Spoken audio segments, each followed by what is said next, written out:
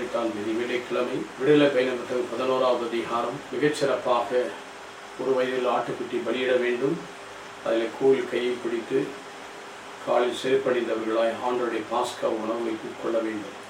அதிலே 13ஆம் வசனம், நீங்கள் இருக்கும் வீடுகளுக்கு அடையாளங்கள் இருக்கும், இரத்தத்தை கண்டு உங்களை கடந்து செல்வேன்.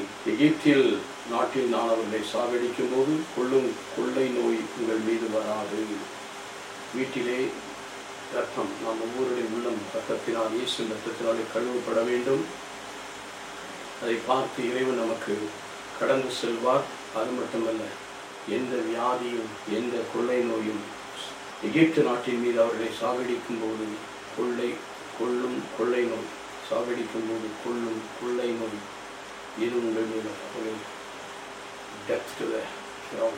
அனைவரும் சார்ந்த இந்த வீட்டு சாவை இல்லாத வீடே கிடையாத மாதிரி வீடே கிடையாது. 12வது அதிகாரத்தை பார்த்தோம். 30ஆம் வசனத்தில் வீட்டில் எல்லா வீட்டிலும் இந்த மாதிரி சாகடிக்கும் கொள்ளை நோய் எதுவும் உங்கள் மத்தியில் வராது. கடவுள் நம்மை பாதுகாக்க இயேசு ரத்தம் சில பாவங்களை மன்னிக்க வல்லதாக இருக்கிறது.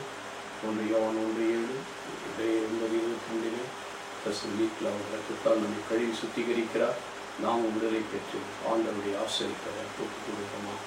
நல்ல ஆண்டவரை ஒரு கிருபைகளை தந்தைகளை காத்துக்கொள்ளும். நாங்கள்